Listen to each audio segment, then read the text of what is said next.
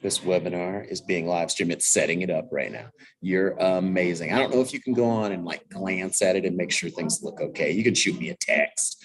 YouTube wants to show notifications, allow it to, because it may not matter in the context of this. All right, I'm gonna put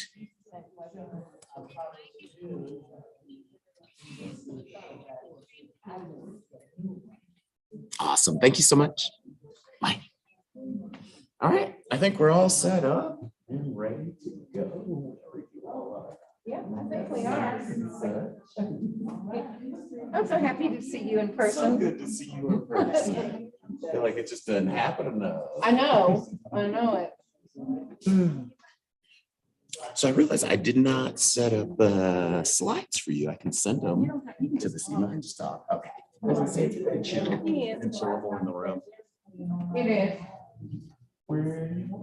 So you actually need to speak at the podium. Right. So people can hear me. Yes. Okay. That works for me. Whatever works best for y'all. Awesome. Well, thank you all for coming to join us on a school night to talk about wonky, nerdy policy topics. Thank you for those folks online, to the Oklahoma Policy Institute and to Together Oklahoma for being with us as well. My name is Damian Shade, and I'm the Executive Director of Oklahomans for Criminal Justice Reform. We are a nonprofit that I like to simplify our mission statement to that works to make a criminal justice system in Oklahoma that works. We want to make a system that's common sense, that really protects victims, that really reduces crime, and that really doesn't separate so many moms and dads from their kids with incarceration, that doesn't break up families, but that actually makes Oklahoma better. I think it's the biggest thing we're missing as a state when it comes to our criminal legal system. So many things about it just don't make sense. So first up, thank you all for being here. Thank you for joining this Together Oklahoma event. If you are not already plugged into the Criminal Justice Affinity Group, I hope that you will plug in and be involved in the 23 session. We desperately need you. Remarkably, it's something that I think a lot of people in small towns in Oklahoma forget, but the big city lawmakers are really used to hearing from people. You know, Tulsa lawmakers, they get the phone calls. Oklahoma City lawmakers, they get the phone calls. Sometimes in these small towns, though, they don't always hear from you all, and they desperately need to. They need your voices just as much as the big city folks need your voices, because your voices matter. They're truly important. And I think it's really important for you all to be part of the conversation. I want to talk about some of the successes that we've had in Oklahoma. When things started and I came into this work in 2017, 2018, Oklahoma was the prison capital of the world. We had the highest per capita incarceration rate on earth. In the time period that has elapsed since 2018, a remarkable thing has happened. We've been able to reduce Oklahoma's incarceration population by more than 20%. We've closed 3 state facilities in that time period and 1 federal facility. I like to say whenever a prison closes, an angel gets their wings. It's a remarkable fact, I think, that is directly a result of people like you around tables like this, teachers and business people, religious leaders, saying enough is enough. We've done the same thing the same way for so long, and it's not making our state better. So we changed direction. One of the remarkable moments in that time period was the largest single day commutation in American history, which a lot of you probably remember, made national news, that happened here in Oklahoma as a direct result of a voter ballot initiative that folks here across the state supported by about 60%. Since then, we have worked to deal with reentry systems for those people returning home from prison.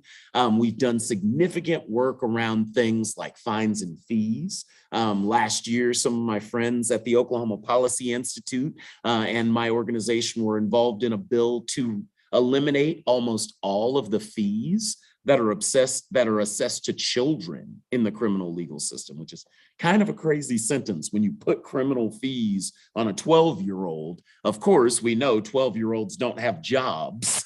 That's mom and dad paying those fees, or as more often the case, that is, that's a grandparent, that is a foster parent, that is someone who is not in a position to keep the lights on in courts. So it is the work that this coalition has done that really took about $1 million of essentially revenue that was being tax collected off of children in the criminal legal system every FY off of their backs.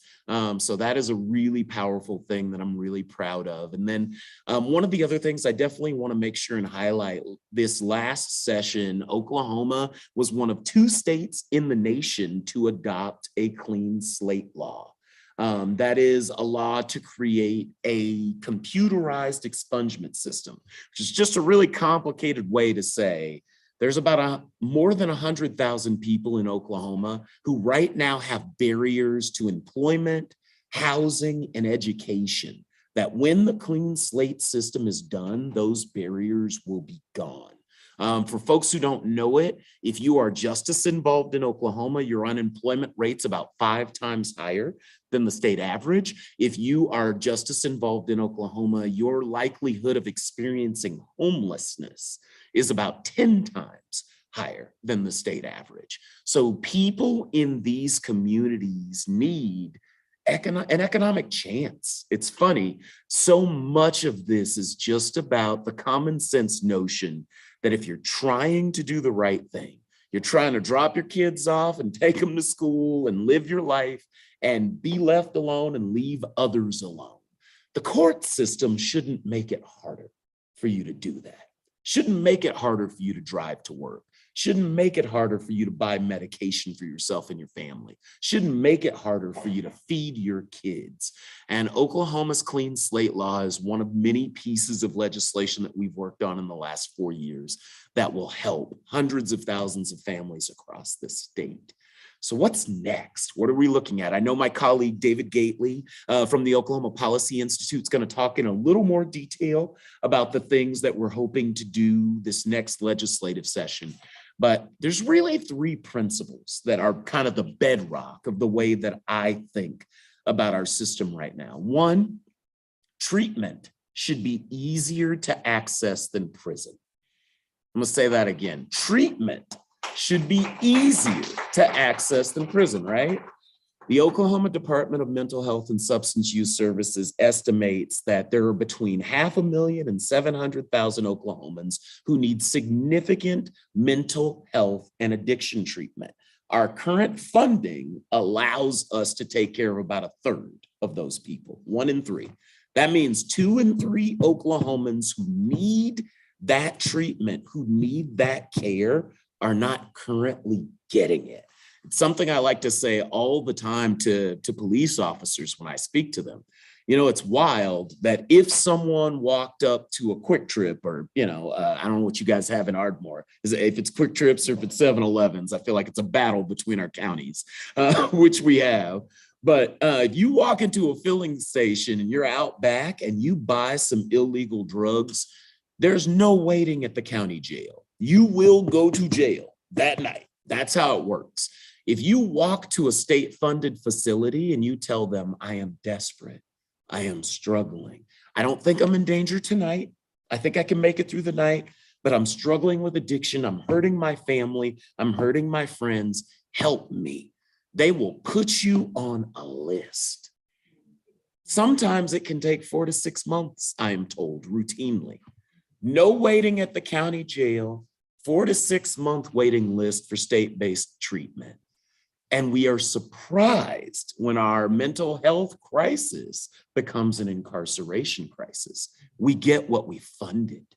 So treatment should be easier to access than prison. Second, poverty shouldn't be a crime.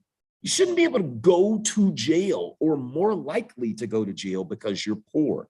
For those who don't know, in the state of Oklahoma, there are numerous counties where the median pre-trial jail stay, that is the time you sit in jail before you've been found guilty of a crime, is more than 6 months for people on average if they can't pay bail.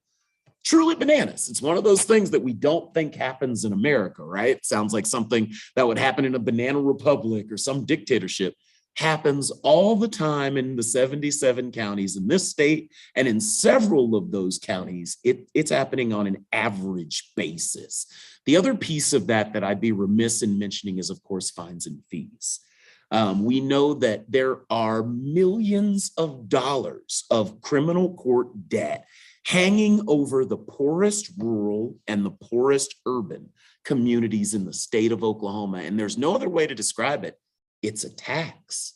It's a tax on poor people. It is a way to fund our courts, to fund our system on the backs of the people least equipped to deal with that.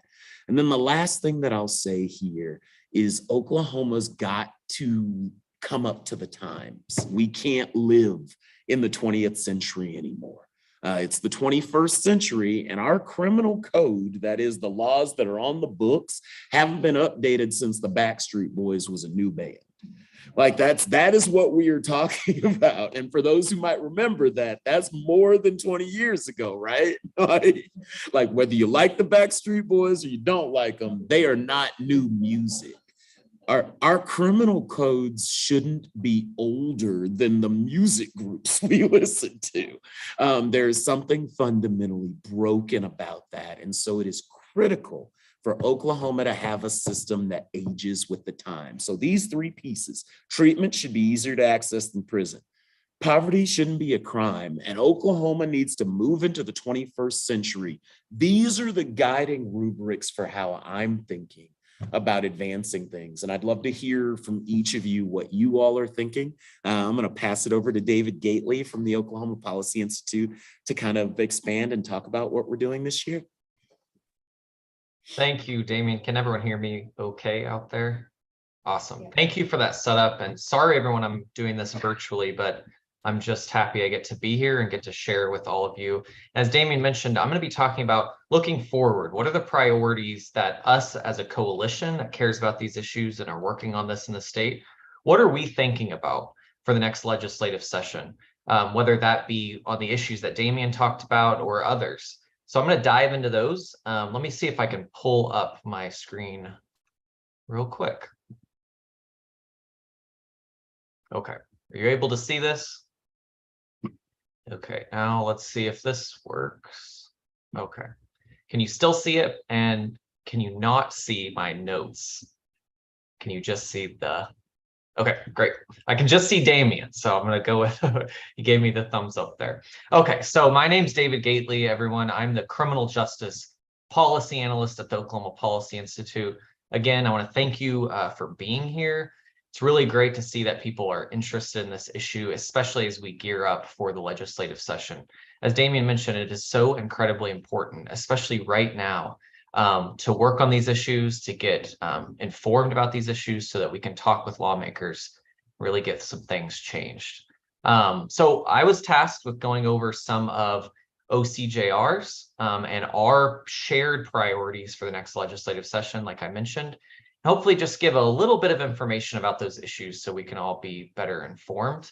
I'm not going to be able to go over everything in depth, but hopefully this is a broad overview of what we're working on, but also how you can help us get this stuff done, as I mentioned. So here's a quick overview of what I'm going to be talking about. First, I want to do a quick snapshot of the current legal system, criminal legal system that's happening right now in Oklahoma. So all the progress that Damien mentioned, but just how is it working now? Where are we at in this reform movement around criminal justice? And then second, I'm going to talk about mostly this presentation will be talking about the policy priorities that I mentioned, Damien has mentioned, moving forward in the criminal legal reform area, and where, again, we can get some stuff done. And then third, I hope I'll be able to have some time to take any questions or get any feedback that you may have. I too would love to hear more about where's your mind at on these issues and how can we work on them together. So let's start just there with the first part here of a snapshot of just some of the data on where we're at right now in Oklahoma when it comes to the criminal legal system. I think it's important because this helps guide us on where we can go next. It also gives us important context for that road ahead. Where have we been? What has worked in the past? Where can we go in the future? So I'm going to move through this part of it pretty quickly. And keeping in mind some of the progress that Damien mentioned before on some of the reforms that have been successful. I think those are important too, of understanding where we are and where we should go next. So let's start with, as was mentioned, Oklahoma's come a long, long way in incarceration over the last 5 years. So you can see on this chart here, this is from our partners at forward.us, who have done just phenomenal work in our state and nationally. But you can see here that from this graph in 2017, we had more than 28,000 of our neighbors who were currently incarcerated in prison at the time. So we were one of the highest, if not, and this time, the highest incarcerator in the nation, which then put us as the highest incarcerator in the world. That's really, really, really disturbing.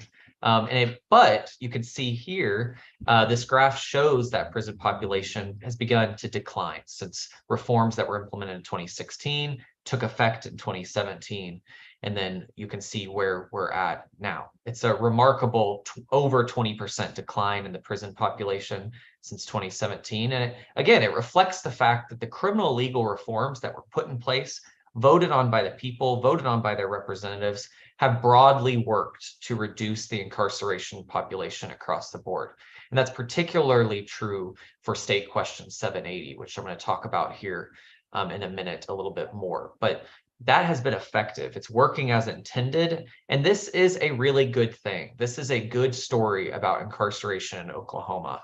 And we need to keep this up. We need to keep thinking, how can we continue to reduce this population safely over the next few years? Now, that said, I think it's important to point out we still have an incarceration crisis in Oklahoma. And that's something that we have to come to terms with. All of the work that we've done over the last few years does not negate the fact that we still have higher incarceration levels than most every other state. And that's here.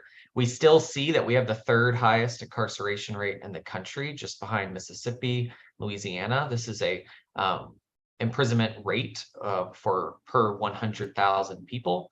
We're still the second highest incarceration rate for women in this country. And as you can see there on the overall incarceration rate on the left side, you can still see we are significantly higher than the state average around the country. So the state average is about 315 people per 100,000. We're at 559 people per 100,000. So it's not even close to the national average. That's also true for the significantly high rates for women in the state average across the country. We have more than double that average in the state of Oklahoma. And I want to say that this higher than the rest of or one of the highest incarcerators for women, this has gone on for decades now. I think 3 decades we've held either first or second in this ranking. And so that's why this is still accurate to say we have an incarceration crisis in Oklahoma and more needs to be done.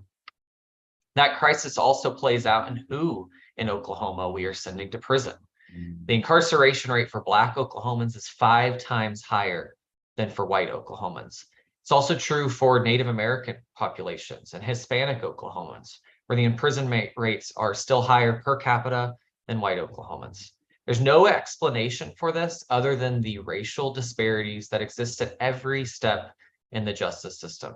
Not going to have much time to be able to go over all that, but I think it's just really important context to how we look at these reforms moving forward. Those racial disparities exist from interactions with police to arrest to the eventual potential conviction and sentencing. And these disparities are what is fueling the high imprisonment rates for communities of color throughout our state. That's also true for the reforms that have taken place over the last few years. I wanted to point this out because I think it's a really important piece. The disparities are also true for who past reforms have affected. We've seen declines in the prison population across the board, as I've mentioned, but we've seen higher reductions for certain groups of people, notably in this graph, Caucasians and Native Americans. In fact, these declines have actually exacerbated rather than reduced the racial and ethnic disparities in our prison population. Again, this is from our partners at Forward. So you can see here the reductions were largely concentrated in white Native American populations, where there's been a 25% reduction since 2016 to 2021, which is on this graph, and only 15% for Black Oklahomans, 12% for Hispanic Oklahomans. So I just point this out again. I think this is important to keep in mind as we think about reforms and solutions moving forward. Okay, so those are some of the problems that we still have, and namely, we're still in a crisis here in the state of Oklahoma when it comes to incarceration. But the good thing is that Oklahomans recognize this and recognize that there is more to do. So here is some polling data. It was commissioned through Forward again, that shows just a recent snapshot of where Oklahomans are at when it comes to their opinion of criminal legal reform. So this is important for lawmakers to understand, particularly as they seek to find solutions, but to enact the will of the people that they represent. So you can see here, Oklahomans agree with criminal legal reform broadly. The orange color there shows Oklahomans who say that it is important to continue to reduce the number of people in prison in our state. And you can see that this support is found across the board. There's an overwhelming majority in both parties and independents that support reducing incarceration levels in the state of Oklahoma. This poll is not dated. This is a recent poll taken within the last year in 2022. And I think it just shows that there is momentum to tackle this issue in our state. And we need to continue putting that at the forefront of our policy work. In fact, when you break it down even more, you can see that Oklahomans believe that the last few years of reform, so all of the amazing things that Damien has mentioned, that I've mentioned so far, it's only a good first step. It's a first step in the right direction, but they agree that more must be done. Very few people think we've gone too far, and a minority of people say we've done too much or done enough. So it's important to note that what I'm showing here is only about reducing incarceration, not all of the other reforms that can occur in the criminal legal system, such as reentry or supervision or crime prevention. So I'd expect these numbers to be even higher in support for those things. So that's the brief snapshot of where we're at right now. So let's move into where do we go from here? What are the priorities that we can get across the finish line during this legislative session? How can we use that public support that I just mentioned going forward? What are the priorities that have a chance next session and in future sessions down the road? So again, I want to point out this is just some of the shared priorities between Oklahomans for Criminal Justice Reform, Oklahoma Policy Institute, and Together Oklahoma, and a broad coalition. It doesn't represent the entire universe of possible reforms in the criminal legal system, of which there are so many. It also doesn't represent everything that's necessary to make our criminal legal system truly about justice, about safety, and accountability. So I just want to preface that before we dive in. So we'll start with this slide that if you've been to other Oklahoma Policy Institute presentations, you've probably seen. I think this was actually created by Damien Shade in a past time, but I think it's for these reforms, we have to look at the system and where these reforms are taking place. So the priorities that we have affect every stage of the process, because that's what it's going to take to truly reform the system in the right direction. The process of a criminal case is not a straight line. It's not an easy, this is what happens, then this is what happens, then this is what happens. There are many tools, many decisions, points along the way. But just really quickly, you can see here, usually it starts with an arrest. That's when somebody is arrested for a crime that maybe the police officers showed up, maybe there was a warrant, but an arrest by law enforcement. And then the beginning of the prosecution. This is where the district attorney files charges, official charges, and the process begins. It ends up going through an eventual adjudication process. That's where evidence is gathered, witness testimony is gathered, if applicable. And importantly, this is the beginning of where plea deals become offered by the district attorney to criminal defendants. And I want to point this out because plea deals drive the entire process, mostly the entire process. 95% or more of all cases end up with a plea deal. It's not like what you see in the movies where everybody is going to trial and there's this back and forth. That's not what happens. In the vast majority of cases, it's the prosecutors and the defendant with counsel in a room coming up with a deal to end this without a trial. So plea deals are where district attorneys, sorry if you can hear that siren go by, offers a defendant a deal that usually lowers a prison sentence or maybe changes the ultimate criminal conviction, or maybe it removes prison time altogether. But this only happens if someone chooses not to go to trial, not to go by the right that they have to a trial, but to admit guilt and take a plea deal. It's also possible, you can see here, it's also possible that a DA dismisses charges at their discretion. Maybe if they don't have enough evidence, for example, they may just dismiss it. That said, for the majority of crimes, the process does not end up with time in prison, plea deal or not. Oftentimes it ends up with some form of probation where someone serves their sentence in the community under specific conditions. Maybe they agree to a deal where there's no prison or conviction happens if they complete something like a specialty court program, like DUI court or mental health court or drug court. But while serving any of that time in the community under, say, probation, they serve it under supervision. And that supervision, you can see on the right over there, can be revoked if someone breaks the conditions of that supervision, or meaning that if they break those terms, they can be arrested and sent back to prison for the remainder of their time or for the original sentence. And I point this out because, and I point out this whole process because our priorities, again, affect each stage of this process. I'm going to go over all of these more detail after this, but I just want to try to visually. Now, I'm not a PowerPoint or slide person, so these look kind of rudimentary, but I want to get the point across of where this is occurring. So an arrest, we want to find priorities that are engaged in crime prevention. We want to prevent arrests before they happen. That's all of the treatment options that Damien mentioned before. That's mental health programming. That's substance abuse programming. But then also you can see here, one of our priorities at Oklahoma Policy Institute is creating a minimum age for juveniles where they can't even go through the adjudication process until they're a certain age. So we can protect our youngest who may have been caught up in this system. We want to look at sentencing reform, and that's where people will have less time in prison overall. And again, I'm going to talk about all of these, but you can see we want to break these cycles before they begin. We want to invest when people are in a diversion program or a mental health court or a specialty court generally. We want to invest in those diversion and supervision programs. We want to engage in fines and fees reform so that when people get out and complete a sentence or they're on supervision for a sentence, that they're not being burdened by insurmountable court costs and court debt. And then last, we want to invest in reentry services too, because when somebody finishes their sentence, which the vast majority of people re-enter our society and come back to our communities, that they have the tools and resources that they need to start their lives again and stay out of prison.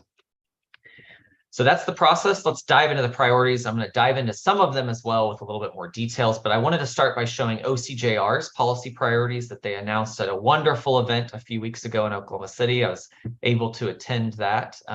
So I'm just going to go over them. Again, these are OCJR's, but what you'll find is that Oklahoma Policy Institute, OCJR, and the coalition that cares about these issues, we're aligned on every single one of these.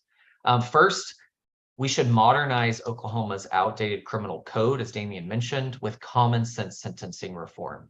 Two, we should make smart investments in community safety and crime prevention by finally funding State Question 781. Third, we should invest in families and communities by eliminating millions of dollars in criminal court fines and fees. Fourth, we need to boost government transparency and accountability by making Oklahoma's criminal legal data collection a model for the nation.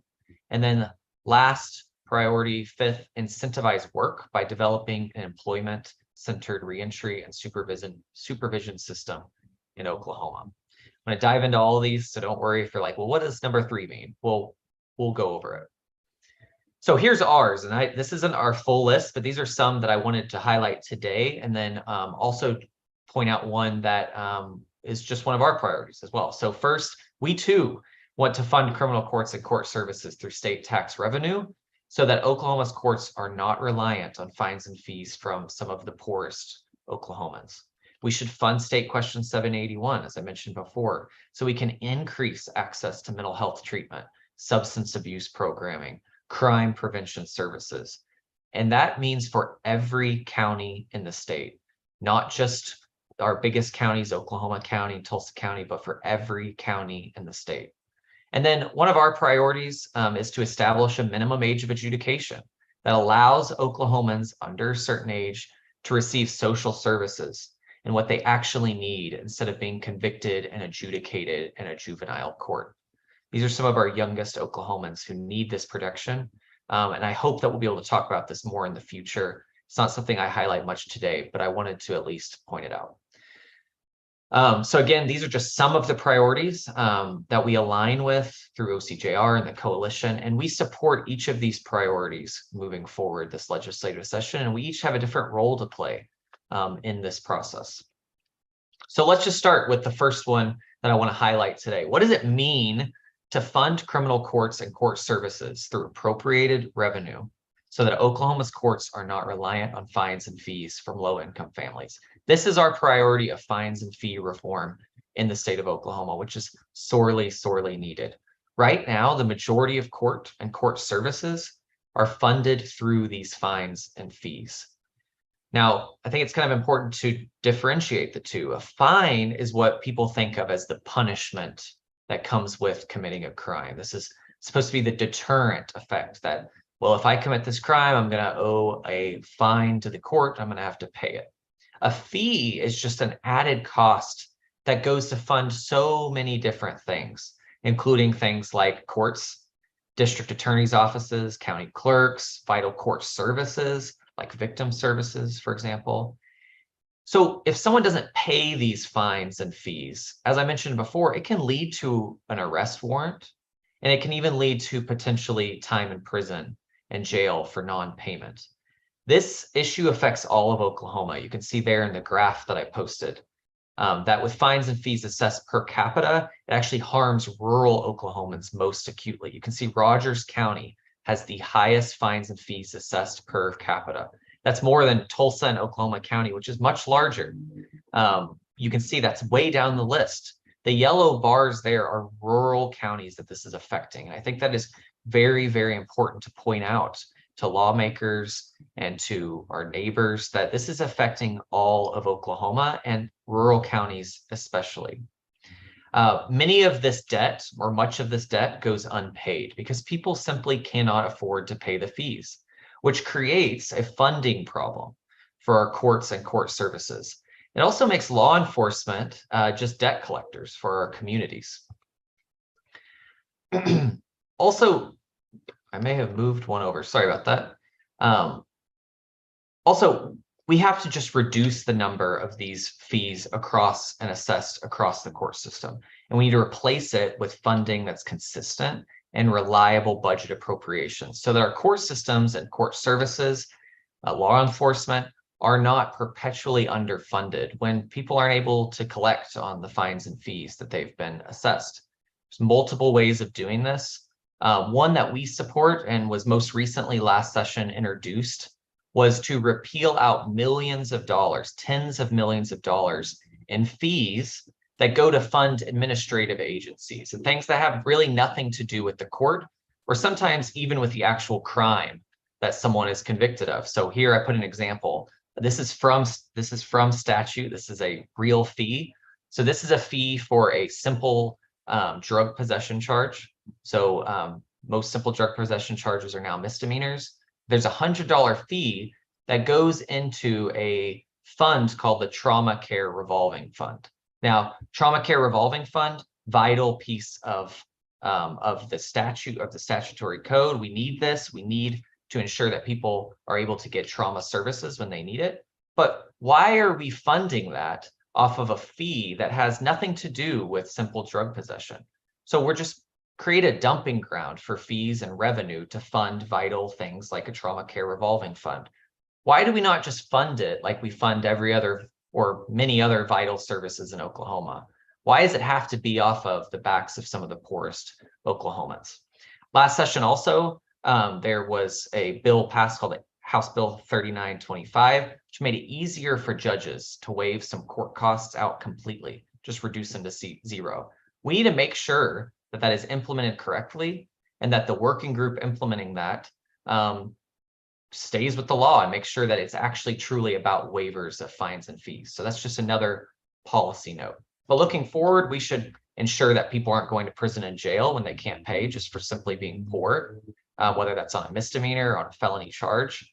We should strengthen and make it easier for judges to waive out completely when somebody shows that they have an inability to pay. And then also falling into fines and fees. And as Damien mentioned this, I didn't put it here. I think it's important. We need to look at bail reform moving forward.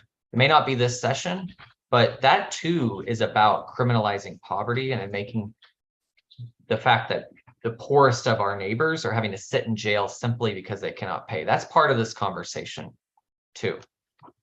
Second priority is we need to finally, once and for all, fund State Question 781. Voters approved some of you may remember in 2016, State Question 780 and the companion state question with it called 781. This is in 2016.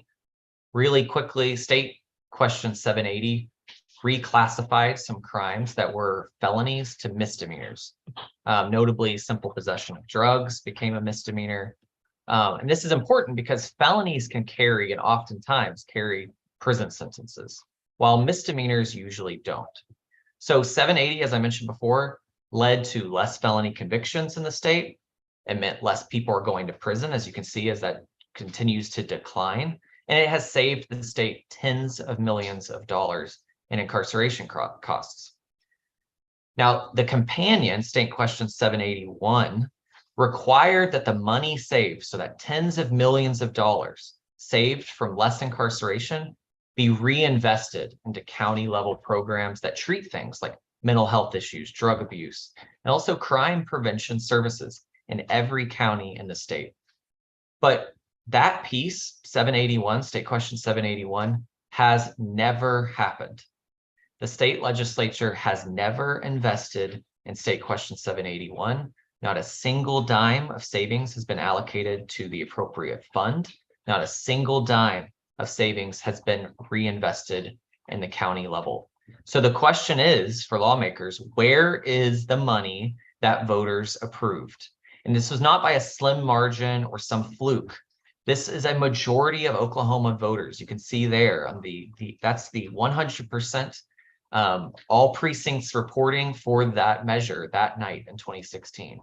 So where is the money that voters approved? That's a legitimate question you should ask your lawmakers when you speak with them. So the legislatures tried to say it would be too difficult to determine the savings, or we just aren't getting to it, or whatever it may be.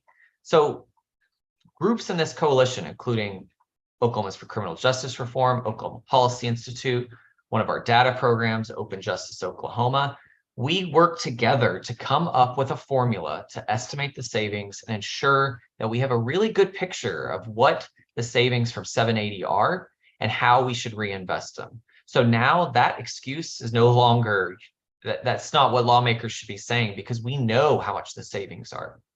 We know for every year since implementation what those savings look like. So it's time now to allocate the savings and get the money in the hands of counties to help people stay out of prison and get their lives and their well-being on track. Now, this session, we need an initial investment, but we also need to think about long-term funding going forward, because once these programs start, we need them funded and we need them working at the county level. The people of Oklahoma voted for this. It's time for the legislature to do their job, carry out the will of the people. We've got to get this done. It's been over 6 years of state budgets without fully funding or funding at all State Question 781. The time is now to get this done. And that is one of our major priorities between our groups. This should also ensure that the guidelines for spending of this money is actually prioritizing local needs and best practices. We want to ensure that there are strong guardrails to make sure that this funding is being used for what the voters approved it for. One of the long-term funding paths, and I just want to point this out quickly, is we're looking at maybe using the revenue if State Question 820 passes. This is the recreational marijuana. There's a lot of money there. It's recession-proof, as we try to point out. This may be a path for long-term funding, but the point I'm trying to make with this is we need to get it done, and the excuses for not getting it done, whether it's we don't have the savings calculation or we can't think of future long-term funding, we have answers to that. It's no longer a viable excuse. We need lawmakers to get this done. Okay, third, we need to modernize Oklahoma's outdated criminal code with common sense sentencing reform. Prison sentences in Oklahoma have still continued to grow since all of the reforms in 2016, because we haven't re-looked at our criminal code, as Damien has mentioned, for decades now. We are working in a 20th century code in the 21st century.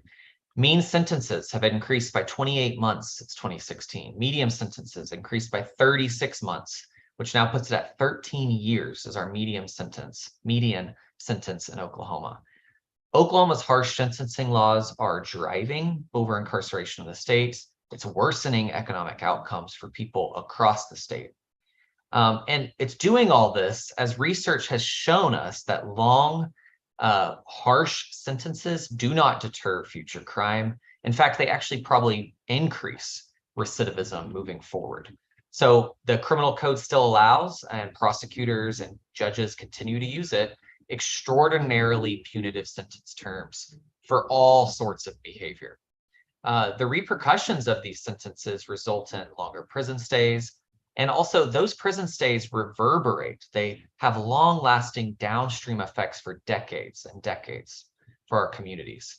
Also, unlike other states, we don't have an organized criminal code with standard classification systems, prescribed sentence ranges, for example, for each of those categories. It's just kind of a free-for-all. Each crime, every sentence, it's listed individually with its own sentence range, and it creates a chaotic system. Most of the time, the sentence ranges are arbitrary, they're harsh, they're wasteful. It leads to sentences being different depending on where in the state you're charged, what county you're in, who's your prosecutor, who's your judge. Do you have access to a criminal defense attorney? Are the prosecutors more harsh? That's unfair, and that's not how to run a criminal legal system in a state. Also, I want to point out these sentences carry high fines as well, in addition to these high prison lengths. And so when we're thinking about how do we update this criminal code, we need to create a felony classification system that lowers sentence lengths to come into the rest of the nation. You can see the chart there that we have median length of stay that are much higher, in some cases 100% higher than the national average for sentences. We need to provide consistency across counties, and ultimately, whatever update that happens to the criminal code, it needs to show that it also reduces incarceration in the process to combat the crisis that we're seeing. We need to right-size criminal fines to ensure that they're not exorbitant. Some of them carry like $25,000 fine for some. How is that ever possible for somebody to pay off in a lifetime? And then also looking forward on this, not just this session, but we really need to figure out sentence enhancements, which are also incredibly destructive in Oklahoma. We need to also tackle 85% crimes, or what a lot of people consider violent crimes. We need to make sure that there's still accountability, but we need to look at those as well. And then also we have to at some point do the same criminal code update for misdemeanor reforms as well. Oklahoma Appleseed, if you were familiar with them, they did a really amazing report on misdemeanors in Oklahoma, and it's just really shocking. I don't have time to go into it now, but I really recommend checking that out. Also, I know I'm running out of time here, so I'm going to move through these last few priorities. I could talk forever, but the last few that I wanted to point out that we're working on too is number 4, we should increase government transparency and accountability by making Oklahoma's criminal legal collection a model for the nation. This is about data transparency. We have a black box at multiple points in the criminal legal system that we just don't have any data for. It's not tracked. It's not publicly available, whether that be at local county jails, whether that be on data on who are district attorneys charging, who aren't they charging, who are they offering plea deals to, who are they not offering plea deals to. We don't know that information. We need good, reliable data to help us guide lawmakers on decisions that are going forward. We need to know what's working, what isn't working, and where are the changes that need to be made in these policy areas. This is really about transparency. It's about accountability for government. So if you care about good government, transparency, accountability, knowing where your tax dollars are going, where they're not going, this issue matters to you. So finally, number 5, we must invest in reentry and supervision systems that incentivize employment and reduces recidivism. We've seen smart investments in career training in the past. We've seen it in occupational licensing just last session, which Oklahoma, this is a bright point, but Oklahoma is one of the best states for occupational licensing now in the country for justice-involved folks. And that's because of a reform put in place last session. But those investments are at risk of slipping away, and we need more of them. In the last decade, for example, Career Tech, which is a truly remarkable program in our prisons that are training people for the jobs after that prison stay, has seen a 30% decline in spending across the state in the last few years. We need to ensure that that keeps up with those investments. There's many ways of doing this, ensuring that reentry is successful for folks leaving prison. Things like Medicaid expansion, which the Department of Corrections is actively working on to ensure that every eligible individual leaving prison is signed up for and their Medicaid benefits are turned on when they are released. This is going to save lives as people reenter, and it's going to make reentry easier for them. And then also we should ensure that investments are made and that the implementation of the Sarah Stitt Act, which passed a few years ago, which makes sure that people leaving prison have documentation that they need, like IDs, birth certificates, the things that matter as they re-enter society and we know are important for things like jobs, housing, education. And then last, any supervision conditions, and I wish I could talk even more about supervision, but any supervision conditions, so conditions that are placed on you by the court, say you're on probation, that those are individualized and they're actually focused on success, not just causing more and more barriers to reentry for people. Okay, so those are our priorities. I went over time here, but I'd be happy to take any questions that people may have in the audience or online, or any feedback that you may have about these policy priorities. Again, I'm sorry I can't dive into all of them in depth, but I wanted to make sure that we at least got them in front of you and that you had an idea of what are we doing and where do we need to help this next 2023 legislative session. Here's my email as all, or if anyone needs it. And again, we need your help getting these things done.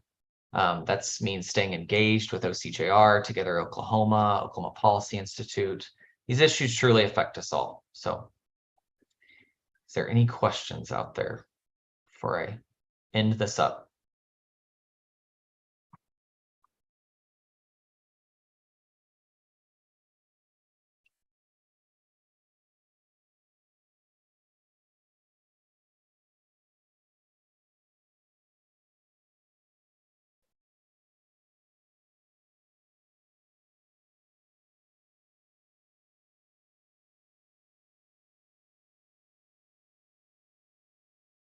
No, I can't hear anyone if anyone's asking anything.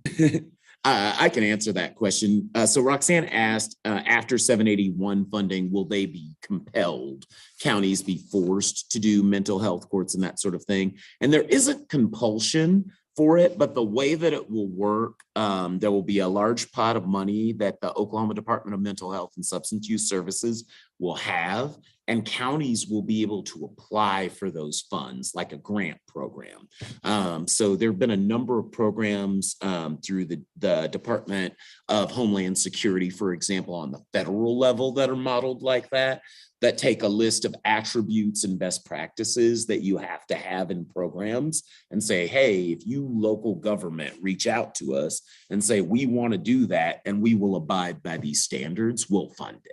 So it'll be much more driven by the counties. So that's one of the reasons why I think it's so important that we have a grassroots movement around this, right? Across the state, so y'all can hold your elected officials accountable for what they do with those dollars, for how they serve your communities.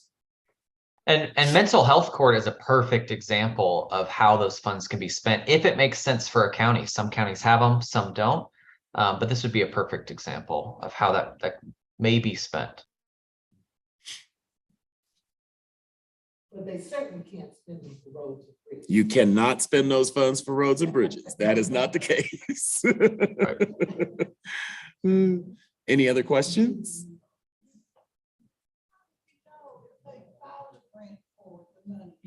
So a lot of those grants, will probably be announced to some extent after the process goes forward. We are talking about doing some type of public facing website that the legislature will have, similar to what they did with some of the ARPA funds, where they talk about the request project, and it's likely ODMH will as well have a public facing website to say, here are how some of the funds are being drawn down so far. And One more question. Is that going to be a grassroots effort at the local level, or will we appeal to state legislators to distribute the funds to the county and use them? So the first thing we need to do is appeal to state legislators to sign the check. Well, Like that's step one. So far, there's over $70 million that's owed to Oklahoma taxpayers. We're not asking for that much next year, though we would happily take it. But the very first thing we have to do is advocate with the state lawmakers to sign the check. Once that happens, there will need to be some local advocacy with your local city council, your county commissioner, those sorts of folks to say, hey, these funds exist. Why don't we have a drug court if we don't have one? Or if we do, why don't we have a bigger drug court? Why don't we have a mental health court? Why don't we have a special services docket? List can go on and on and on for resources that your community and your counties now deserve. And there's no excuse to not invest in those resources if there's millions of dollars sitting in a fund. So that will really be, I think, the best way to kind of condition that advocacy. Start with the state lawmakers next year. And then once it's law, hopefully fingers crossed by next November, and that appropriation is in the FY24 budget, then you can start talking to your local elected officials going, hey, this money's here. What are y'all doing? and that money can be used to establish re-entry programs, or are those all operated by nonprofits? It can be utilized for reentry. So it's pretty broad. What will happen in the bill is we'll have kind of a broad list of language, and I'm sure ODMH will establish specific categories of eligible use. So things like employment assistance for people returning home from prison or jail would be an eligible use of the funding.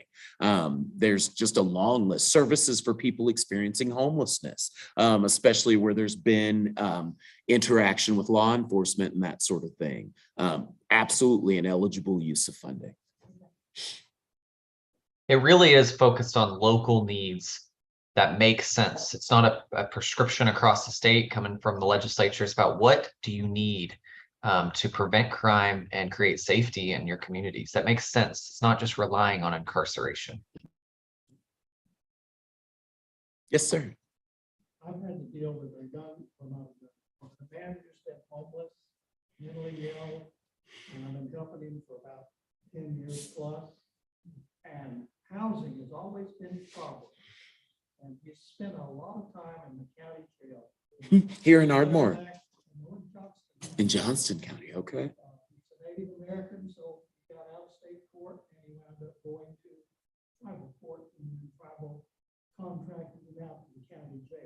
It's not a good thing to keep a person in jail. It's gonna cost you money, so nobody wants to keep a person who's gonna cost them money in their jail, and that's the county sheriff. Mhm. He doesn't want the wrong prisoners.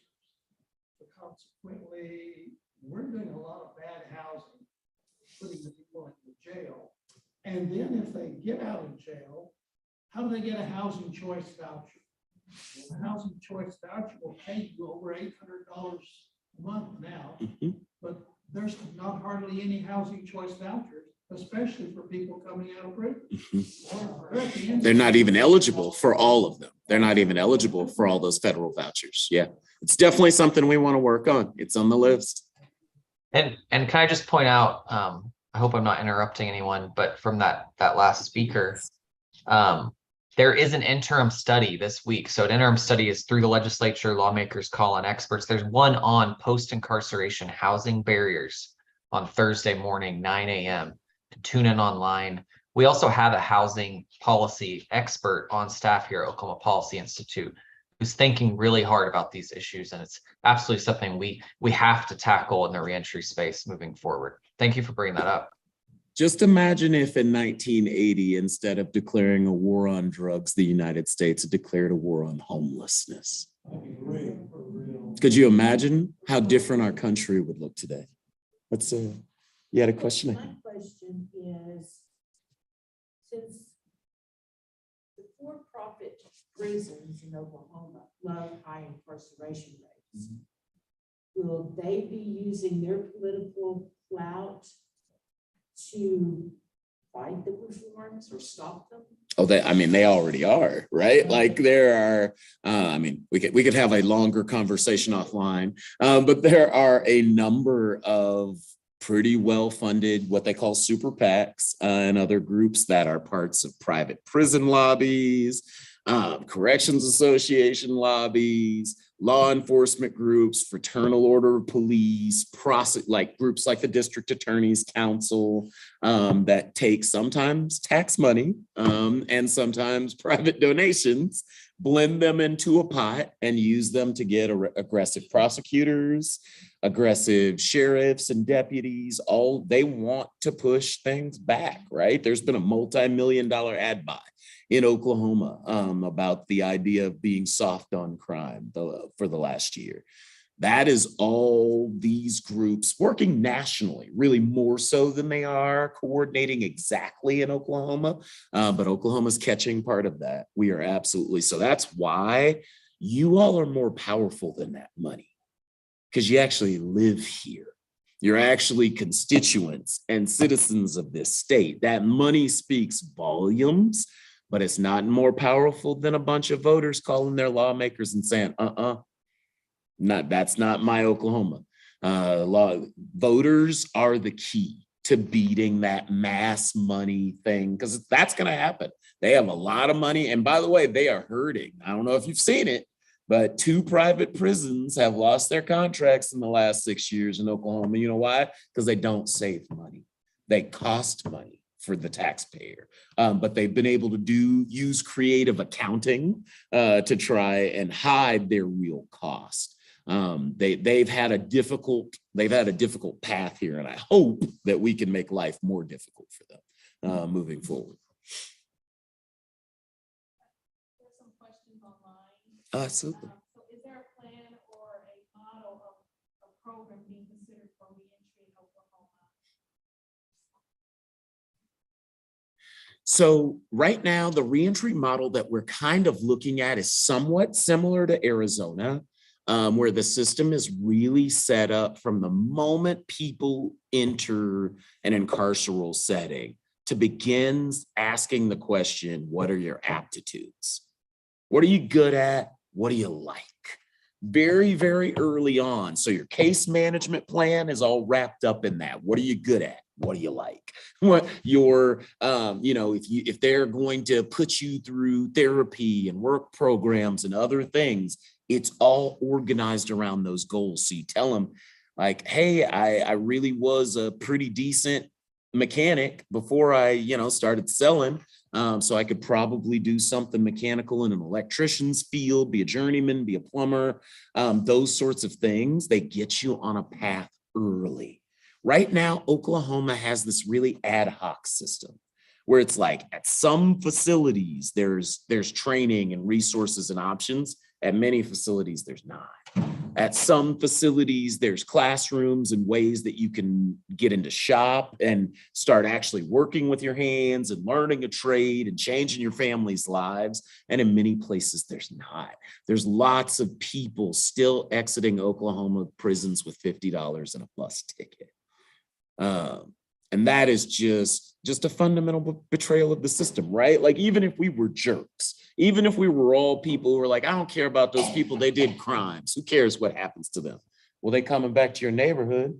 You want them coming back with $50 and a bus ticket, or with hope and a job prospect and something they care about, right? We can actually be completely selfish people and hope that those exiting our prisons and jails aren't being treated like that. So there are a lot of pieces to it. That's me really oversimplifying, but an employment-based reentry system, kind of like the Arizona model, takes employment and puts it at more steps. Kind of like that chain that David was showing, except on the other side of incarceration, right? This is someone who's in prison, beginning the process to reentry, stepping down, and then returning to their community. In those steps, we want employment for as many people as can access employment in that space for them to be able to. Yes, sir.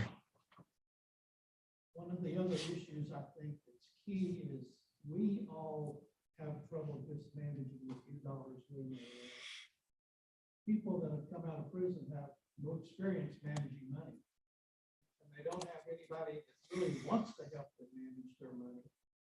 How could something be created to have them have a go-to place or person where they can get money management skills and be given a good reason to manage what money they have? Yeah, no, that's great. We really do need financial management courses. So for all of you all, a really practical action step, if you are people who are really invested in this, the pandemic has decimated the volunteers to the Oklahoma Department of Corrections. So a lot of the volunteers were older people. So obviously, like, that was a natural inhibition for folks wanting to be there. And then when DOC sort of closed its doors and stopped doing the badging procedure, there were churches that would regularly do badging events. There were nonprofits that would regularly do it. All that stuff stopped. So they are about, the last conversation I had with the director of the Department of Corrections, they're about 1,000, between 1,000 and 1,500 volunteers down from what they were in March of 2020. So if you are an educator or you are a person who is passionate about these issues and helping in some way, every month they have opportunities for you to get your security badge. You can volunteer, you can help. We are trying to get one of the goals that's wrapped up in this employment and supervision piece is over the next 3 years, we want to double the employment access for people who are currently in state prisons. We want to double it. Some of that will happen because there's iPads, basically. It's like a generic brand, but they're basically tablets that have been given to every inmate in our state prisons. Those tablets can be resources to connect them with job training, education programs, other GED programs, specialized trade programs, and then employers, right? If your case manager and your folks at your unit go, hey, this guy's been fixing our HVAC system as part of his career skills, career check work. He is amazing. He is reliable. This gal has been working super hard fixing our electrical system or our plumbing as part of her work at Naval Bassett. When you get those sorts of reports, we need those reports to go directly to employers, where employers can say, hey, I'm a second chance employer. I've signed up with DOC to be on this list of people that you have. Let me know when you have really talented, really reliable folks. So the short answer of that is, one, if you're interested, please get a badge. and become a volunteer at one of our state prisons. And two, one of the things to advocate for when you're talking to lawmakers is that there should be an opportunity at every phase of exiting the system to get a job and to point you towards a better life, right? It's one of those things that I think conservatives and liberals both agree on, right? The value of work. And I hear from lots of people in DOC, I'm desperate to work. I'm in a situation where I can't get transportation to my job, if I'm in a minimum security or community supervision kind of situation. That's silly, right? Like, we have to be able to solve that problem. If the problem is a van from point A to point B, that's a problem we can solve. So it's those types of things that are barriers right now that we can absolutely break down. And I would add too, is in your local community, support second chance hiring too. Support the organizations, the businesses that are hiring folks, because we need more of them across the state at every level, small rural counties to Tulsa, Oklahoma City. It's important to support those and show that the community's behind this work, because we need more of them. And I always think of, when we think of job training, I want to point out a really, really special thing I think DOC is doing, which is they are training truck drivers right now who are they are gaining the license to drive these trucks, male and female, at both prisons. And they're coming out making good money. They are making a livable wage. And we know this country needs more truck drivers. So that's just one piece where we need to do more of that in every sector of job training. It's real. I wonder if there's a list somewhere that can be accessed that shows the employers in specific communities who are hiring. I saw someone just holding Oklahomans for Criminal Justice Reform. There it is. So we have a reentry resource guide. Oh, And in that document, if any of you have it, there is a list. It is not exhaustive. There are definitely employers we don't have on the list yet. But we are expanding it and continually working on and updating it. But there's a large list of second chance employers in there. So please go through that. If you know folks who need that information, lift it up on your social media and in your groups. Well, it's resources in each county. or whatever, yeah. The Federal Bureau of Prisons has Mhm. a list of- Okay. Mhm. Yep, I'm they have a thinking great that, list. You know, that you were talking about volunteers at the different prisons, teaching, Mhm. you know, that might be a good project for a Together Oklahoma chapter.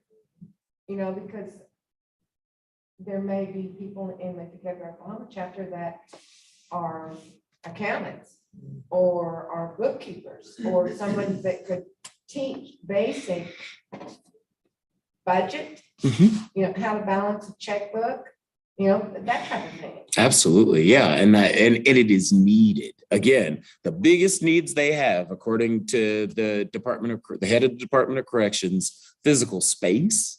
That is places where they can have the classes, have the shops with the electrical equipment and those sorts of things. And then volunteers, just bodies who come in and help. Those are the biggest two things they need. Obviously, I can work on the physical space piece, making budget arguments and those sorts of things. But y'all and your time and your effort would be invaluable. Good segue. Awesome. So next up, I think Roxanne is going to talk about affinity groups. I'm going to trade you out. Okay. Very good. I could listen to these guys talk about criminal justice reform till I die. I just never get enough of it. But what I wanted to talk about tonight, and Damien mentioned it, and so did David, and that is the Together Oklahoma affinity groups. We established the affinity groups after we did the listening sessions in 2021, not 1921, 2021. And I'm not that old, I promise. But what we learned was that people don't have the same passion for all areas. And so what Oklahoma Policy Institute always has their policy priority issues. And that is usually their issues is what our listening sessions are based on. But we have multiple choice questions within each category, like housing, criminal justice, health, care, whatever. We break it down and ask several different questions. And in 2021, what we did was we had them rank the answers. And so we could tell by how they ranked their answers within a policy issue area, what was most important to them. So we took the information that we received from all of the listening sessions, which we ended up with about 500 people completing our listening session. And so we contacted these people and we said, these are our policy priority areas. And according to your answers, this is the issue that you're most focused on. So we started our affinity groups. We have safe communities and criminal justice reform. That is the one I lead. That is my passion. And I could talk to Damien and David forever about it. We also have Healthy Oklahomans, which takes in,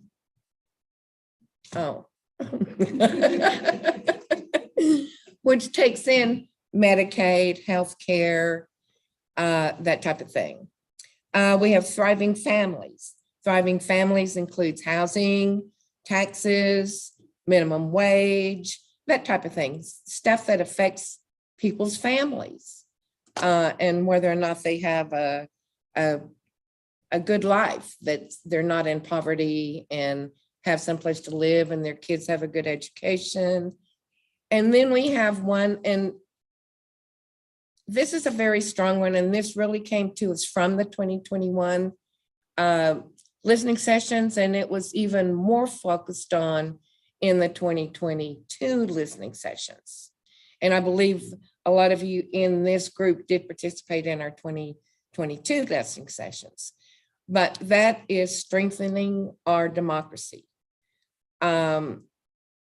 That's another passion of mine, because I feel that every day that passes with us not paying attention, that's being chipped away, chipped away, chipped away.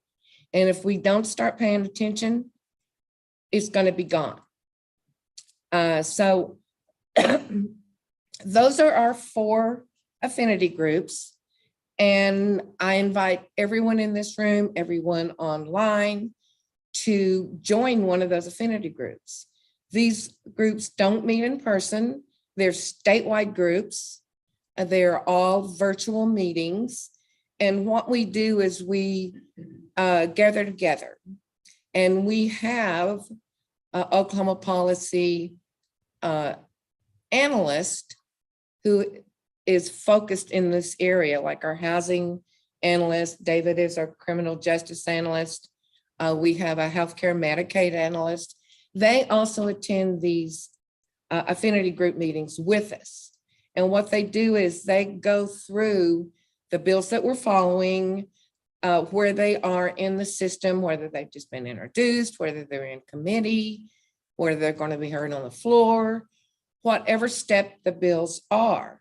And then they tell us what action at that point in time we as grassroots advocates should be taking.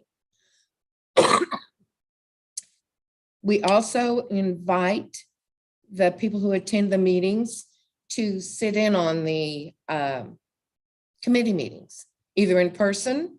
You're welcome to go to the Capitol and do it, or go to the House website or the Senate website, and you can view any committee meeting that's going on.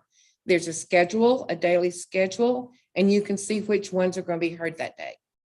Same way on the floor. If the bill is going to be heard on the floor, there's a schedule, an agenda of what's going to be heard on the floor that day. And you can set and you can listen And it's actually quite comical to just sit and view some of those floor sessions. But anyway, I really enjoy doing that. But that's what we do. We want the people who are involved in our affinity groups to take a little bit of ownership.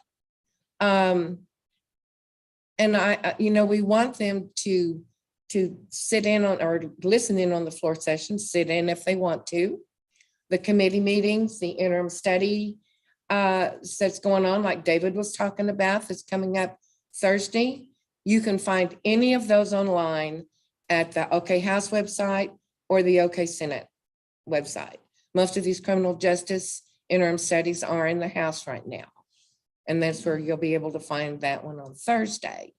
But at the same time, we want them to watch those and listen to them and then come back and report to us. If they are, it's not that they receive assignments, but if they're truly passionate about something, then they will want to do this and then come back and tell us what they learned, because everybody doesn't have time to listen to all of the committee meetings or, watch all the floor sessions. So they just kind of have a little bit of skin in the game that way. And also, the affinity groups are really focused around the Oklahoma policy priority issues. But at the same time, within the affinity groups, if there's someone in the affinity group who, say in the Healthy Oklahomans, if they are more concerned about women's health and there are specific bills that are going through the legislature and they want to follow those bills and have them included in the bills that we're following, yes, we will do that. We invite them to bring a passion to the group that may not be part of Oklahoma policy's priority issues. But at the same time, if they want us to follow it, they have to participate in following the bill. They have to report to us on what they learned that week about the bill, about where the bill is. And we don't expect them to go out and organize grassroots efforts or on their own. We will help them do that.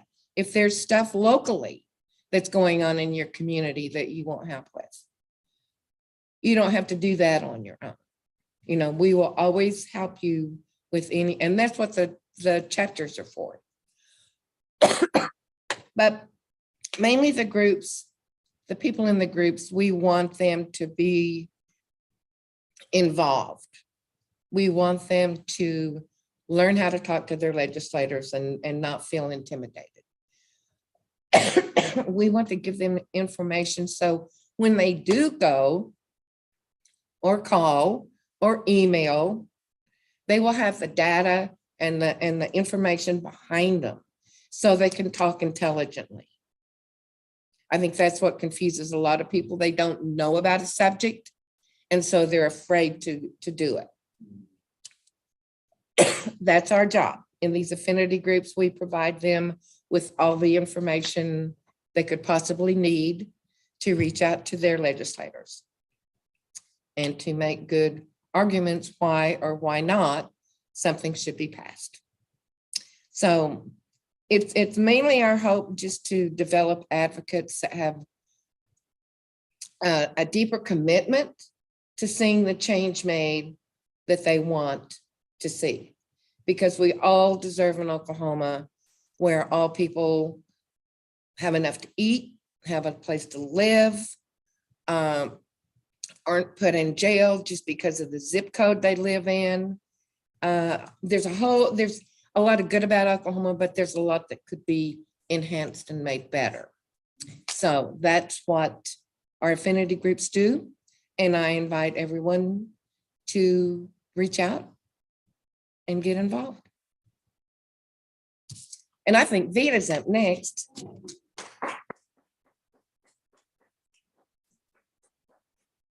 Let me log in. So I want to show you how you can sign up to be a volunteer and be a part of one of the affinity groups or volunteer with OCJR.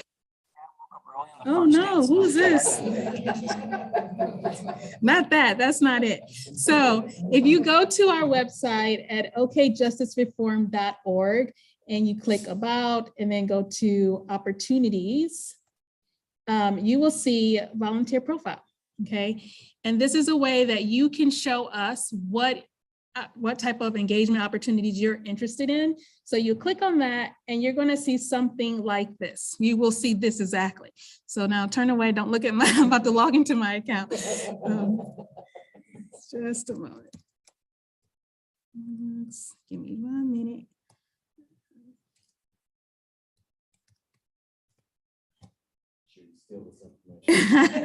Don't steal it. Oh, no, don't do it. Okay. So I'm going to go to.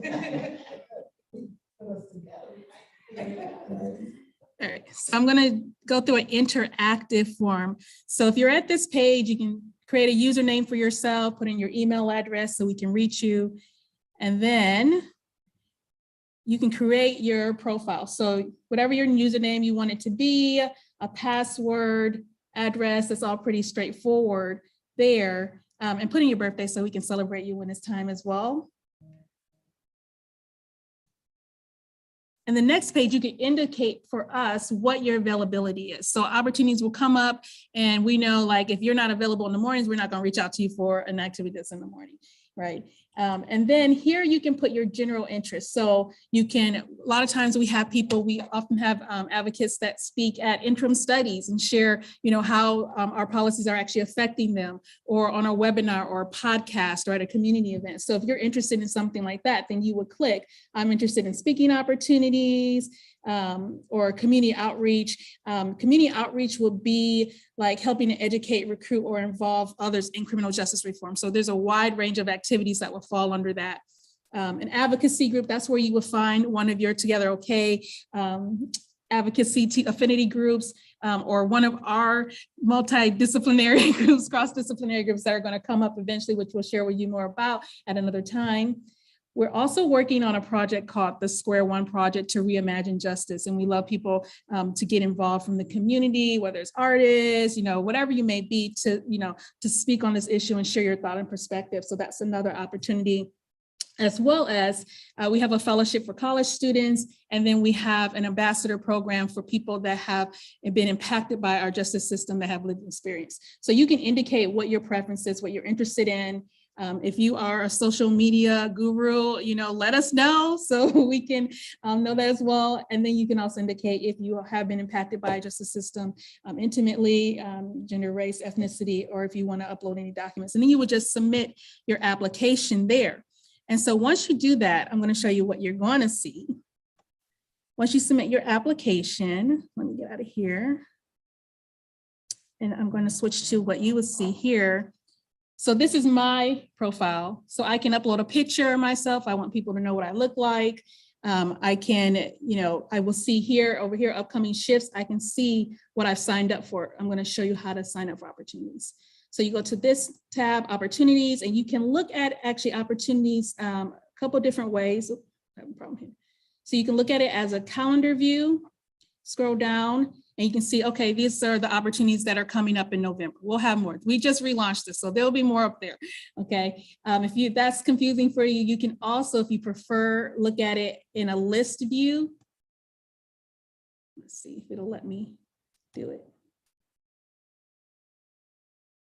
So list view, and so I can click on this one. I'm interested in attending the community conversation, right?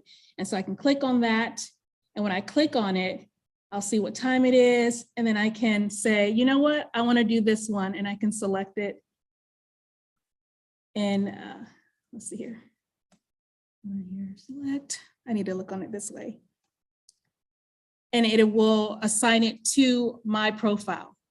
So then I've essentially signed up for it. And so when I went back out, when I went to my profile before, you saw that I had upcoming shifts, right? And so this will tell me all the different shifts that I've signed up for, or different opportunities I've signed up for. As well, you can put in this is the schedule of, you know, the opportunities. This is just another way to look at it. Okay, I've signed up for 2 different things, all the different things I've signed up for, once in January, earlier this year, and now one coming up, right? And then I can see the hours. This you don't need to worry about this right now. This is only if you need credit for your volunteer program, and then you can see what hours you worked so that you can submit that to whatever organization. And if you need to contact the administrator, who right now is me, you can reach out to me on if you have questions like, what the heck is going on with this platform? Then I will get this message and I will reply. Another thing is that you can also, there's a whole menu here where you can actually indicate like, okay, I want to subscribe to this. So I know whenever they upload a new activity, I'll get a message about it. And so you can just come back there. So I encourage you to, to explore it. For the sake of time, I'm going really fast because I want Angela to get up here and tell you about some of our partners.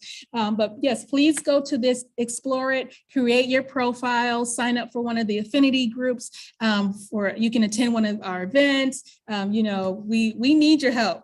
We're all in this together. We need your voice heard. And so we're here to help, create that platform and that launching pad. So anyway, I'm going to turn over to you in like 2 minutes. I'll try to get through that very quickly.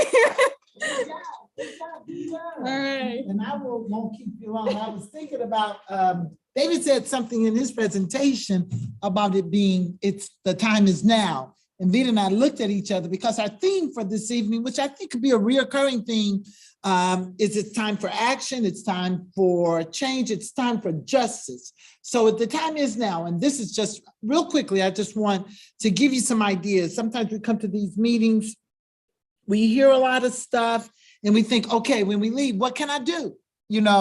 So I heard all this stuff and I want to do something, but what? Vita's given us one really good, easy way to use. Talk to her after. I'm sure there's something back there where you can sign up. We're going to load up all our stuff on that calendar too. Both Damien and David talked about coalition. There's so much work to be done, a whole lot of work to be done. And there's no way Oklahomans for Criminal Justice Reform, Policy Together Oklahoma, and can do it by ourselves. So there are some other organizations that I just want, you might jot them down if you're interested, that you might want to consider volunteering some time. Now, the best are in the room. Sorry, guys out there in virtual land. But really find something that's important to you and spend some time. There's an organization called Prison Fellowship. It is the nation's largest Christian-based organization providing services to prisoners, former inmates, their families. It is kind of what I would consider a direct service type organization. So like if you wanted to help them learn how to do a budget or, provide any kind of reasonable assistance to help people get acclimated back in the community, Prison Fellowship may be an opportunity for you. You can Google all of these and they'll give you contact information. Similar to that right here in Oklahoma, and Damien mentioned it when they were talking about volunteers, there's the Oklahoma State Prison Ministries. It's another faith-based organization that's out of the Oklahoma Baptist State Convention. And they have, every church in their convention has a prison ministry. They train you, they walk you through it. So you think, I don't know what to do. I'm scared to go to McAllister, sign up, get a badge, whatever. You go with a group and they provide services, not only in the prison, but they do a bang up job. Christmas time for kids, families, the whole scheme of things. So those are two faith-based organizations. Another organization is called Americans for Prosperity, and they're really committed to ensuring a fair and equitable justice system, a criminal legal system. If I can say this, for some of us, may lean more to the conservative end of things. So if you think, well, I really don't feel like I fit with some of these other organizations, they might be a bit more progressive than maybe I think. Damien said it, David said it. These are nonpartisan issues. People who are Republicans and Democrats and independents and everywhere on the spectrum understand how important this is. But that is another organization that you might decide you want to get involved with. Another group is called Right on Crime, right, RIGHT, Right on Crime, and they really are focused on data-driven solutions. They do a lot of work in information gathering and how to use that information to make sure that the economic burden of the legal justice system is not overburdensome. So, and they do several other things, but it's really a data-driven organization. And then there's Oklahoma Appleseed that got mentioned earlier today. It's fairly new in Oklahoma. Appleseed is not new across the nation, but it's new in Oklahoma. And they're doing some direct service stuff too. Coalition to support survivors, intimate partners of violence in the justice system. So if you have a heart for victims of domestic violence or violence in the system, and you want to really, in particular, women who have been victims of criminal justice and choose to defend themselves and then find themselves in the legal system. If you have a heart for people like that and want to provide some support and encouragement, assistance, Appleseed might be a good fit for you. And then I want to mention the last two, Healthy Minds. Healthy Minds is kind of a research policy group that kind of helps all of us in informing our advocacy work. You know, they provide a lot of information, newsletters and other stuff that encourages and teaches how all of us might be better advocates. And with that, I want to mention the last two that are present in this room, the Oklahomans for Criminal Justice Reform, you know, doing bang up work, focused solely on how to make this legal justice system better for all of us. Damien said it better than any of us can. So sign up here, Vito will get your information. You'll have a direct tie right there to us. And then everybody in the room knows Roxanne, our affinity groups and Together Oklahoma. It's a great way to do some hands-on stuff. So you want to be in the trenches and at the Capitol and, you know, making sure your voice is heard.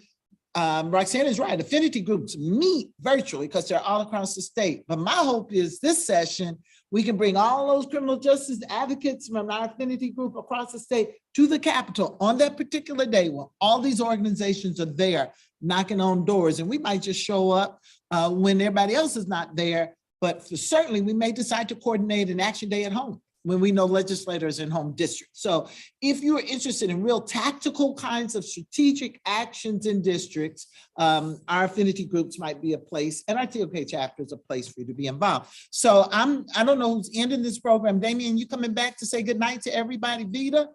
Well, I'm closing this. Oh, I am closing us out. That was my task. So all that you've heard today, people online and in this room, understand Damien said it best. We do have the power. But power unused results in a powerless people. So understand the power that you possess, utilize it well, make a difference in people's lives. And let's go forth from this place today, understanding that if our voices are not heard, if we do not speak, we are powerless. But if we do not speak, I said this before, maybe we deserve the things that happen to us. And I just say that kind of facetiously, but give that some thought. Give that some thought. So we have to take action. Collective action is how we make real change happen. So the time for justice, it's time for change, it's time for justice, and the time is now. So God bless you all, and thanks for being here tonight. I don't know how to turn it off.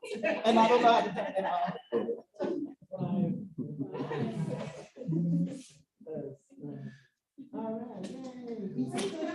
Thank you, everyone.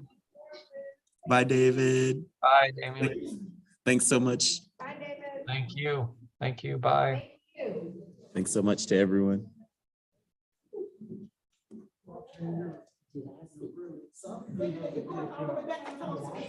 I am not. Okay, good. I have, I'm staying in OKC, Man, I didn't even think about staying in Ardmore. That's interesting. I didn't even think about. Oh no, I mean, just didn't even think about it. It's such a strange thought. I've got meetings. I got meetings in the city tomorrow. Yeah.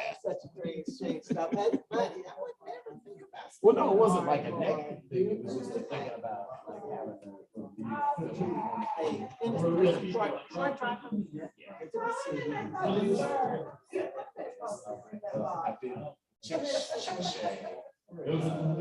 driving there.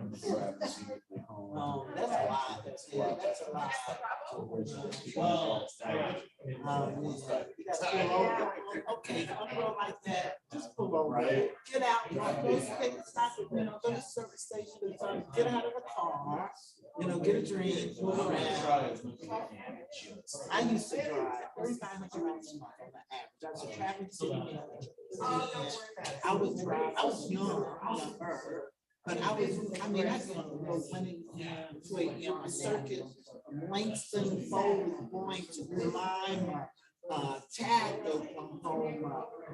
And so I had a route, Illinois lands, all of them were small towns. Langston was the biggest, 600 people, out of town with 214 people. So I'm literally in the middle of no Clearview. You go I-40, and go about 20 miles south. And it's nothing. Absolutely nothing. And I just quit saying nothing and nothing. So I would spend Okina when we had I spend nights in little bitty rural towns. And I was kind of a kid. That thing happened sometimes. I'm 67, that was then. Okay, then that was 1981. So, born in 55. So, yeah, late 20s, early 30s, late 20s, because I came into that. So, it was just wild. But my mama was always wearing that in lost, that somebody was going to steal me. I had a new book that I was always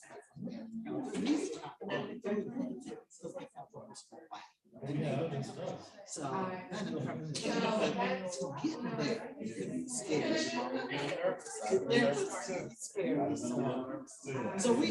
we'll sit down with you. This is really great because it's so much work and for us. And we remember the coalition. Yeah. The same amount of money. So just to make sure the coordination is I'm just so glad you're where you are. So I met with the president and CEO of Francis Tunnel. And they have this program where instead of sending people to prison, they get to go to tech school. And they're separated, right? They're separated out by gender. They go through the whole program, and by the time, instead they go to house arrest and stuff like that. This is in Oklahoma City. That has community sentencing. It's like an alternative sentencing. But by the time they graduate, they get jobs at Tinker, starting around like $19 an hour. And so instead of sending people to prison, send them to school instead. So it's I would love to the person who's over that program, the head of all of it. I would love to connect. Yes. I don't. I got it. Yeah. Okay. I got all these copies. But I love the sense in the number. To someone earlier. Yeah, I got Cap. Yes.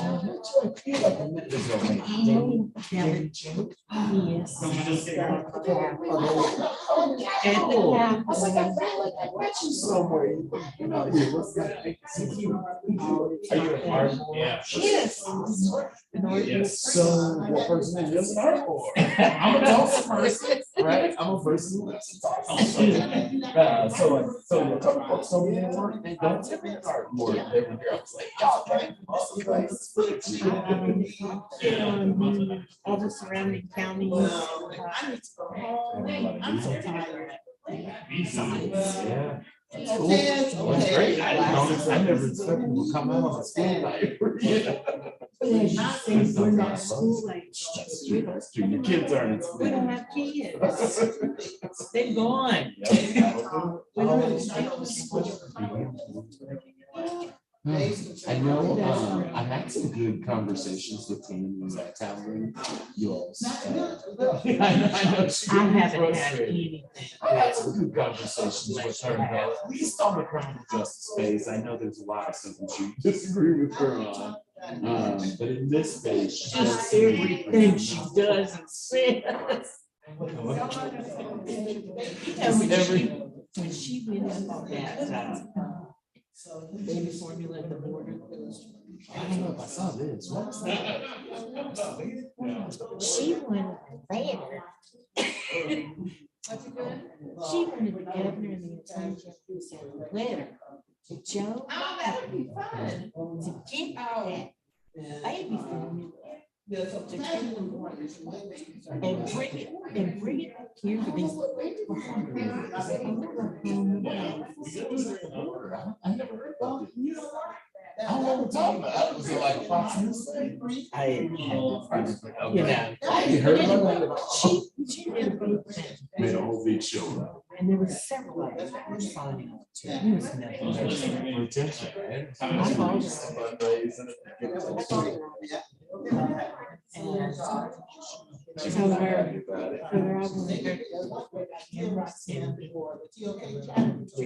just announce that.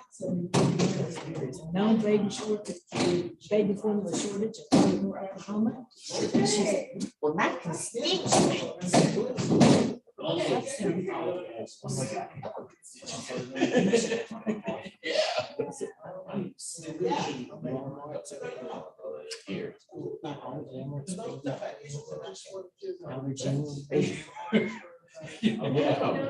And we still. They tried to several years ago. When the judges. Everything going on, so I wanted to become accustomed to getting out. You know. You have to build that relationship. It takes time. It's funny, we don't realize it. They're just like us. I tell people all the time, if you're on, I don't know if you're on Facebook or not, but if you have 100 Facebook friends, that's the Oklahoma legislature. Like seriously, just think about it. On Facebook. There's probably about a certain percentage of them that you'd be really happy if they were in charge. But those are good responsible people. Then there's a whole bunch of you like, oh Lord, don't ever let them. They would be the worst people. And they got it now. It's like it really is like your Facebook friends. Where it's like some of the people you're like, oh, it'd be great for them to be in charge, and some of the people who horrifying. And a lot of them don't even know why they're there. You know, they thought like this would be a good opportunity and then to give them financial was a lawmaker back in the day. And so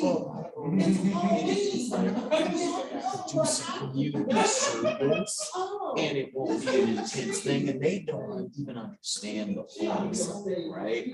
They see, they think about, maybe they're thinking about roads and bridges, maybe, you know, maybe they, I'll lower taxes and roads and bridges, and then they sit them in a committee, it's on education, healthcare, and they're lost, you know? It's a lot of leaders, right? To help them be people when they get on the other side. I really appreciate it. Thank you for being And like the last day, they were down in Denton. And so we drove down there and got to hearing and meeting all the pictures and. So I've had the honor and privilege of hosting Doug twice. So when he first came through Oklahoma City, I used to be the president. We got to talk to him for like a coffee shop. Second time. We met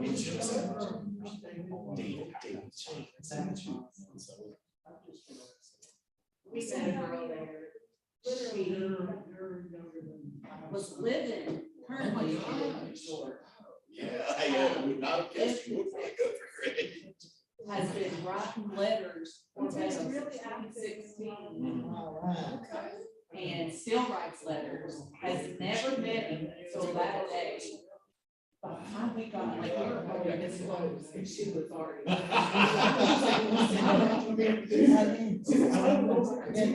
She's like, girl, I was like, get the picture. Yeah, it's like, so I got to see him at presidential debate. Before I was born. I was not even a thought. So, we went to the LRJ in 2019, and we were hoping to see their meeting, but that's they dropped out, but he was there in Iowa. Him and his people had already rented out a bar there. Yeah. So him and his people met at the bar. Got wrong. Passed out. The people at the bar knew they were, was like, let them stay. And let them stay there and sleep it off, and then. You pay the money. Yeah. You might as well use the campaign. That's exactly what they were saying, like, man, we already did it.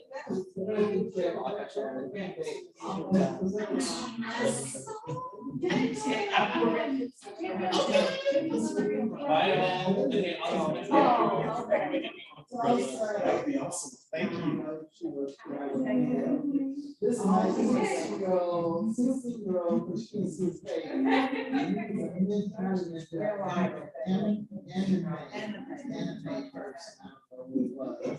they were all in character.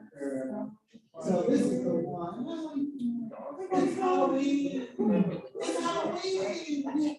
And as we said, we need more candy. And none of them candy but that one. So they were all involved. They were just a lot of knocking on doors. We went to trick or treat. Yeah. Just over the library on Friday. See, that's it. Doesn't matter they say you get stuck too in the car. Yeah, unfortunately it was raining, so they moved us all in. Inside. Yeah, but there was a mom that was dressed up as Cruella, and she had a kid that was about this tall that was. It's like a down But then the baby, and her face was like that, and she was so cute. My phone, this is their first, that's it. For dinner. Oh. And in Canada, they go, little small, and you know. Here we go. Yeah, indeed. It's all law. However much you need. That's right. You got it. You got it. Okay, well, I'm glad you're here. Want to take some of the food on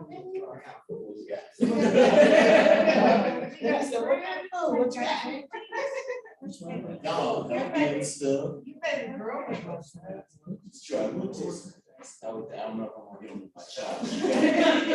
That's enough Halloween. I'm worried about the sugar impacts that will come from the Halloween. I would 100% take it. Y'all take candy and just trash it one day or? We let her have a little bit, like, so when she, my daughter's 3, so when she goes poo-poo and like does the stuff she's supposed to do, she needs a little chocolate, like. She's an incentive kid, right? Like you give her that incentive, she'll say it's funny. She'll go on the potties all day. I don't know, but I have no idea, so I'm just, I was like, oh, you know, you. We all have.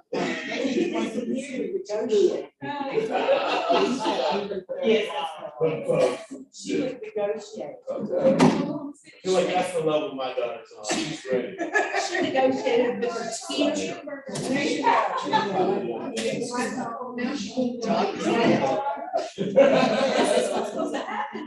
Like, I know how this arrangement works. I did in my part. I do expect some time.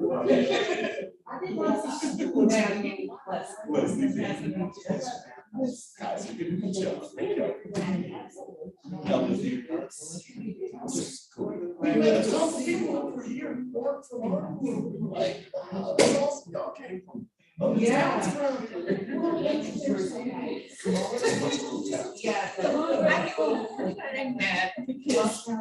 She already had a savings account, CD, and knew what to do, and so. If they can come, If they they come can't, too. yeah, and like, people that are like, Take it to the window. You know, that's really important.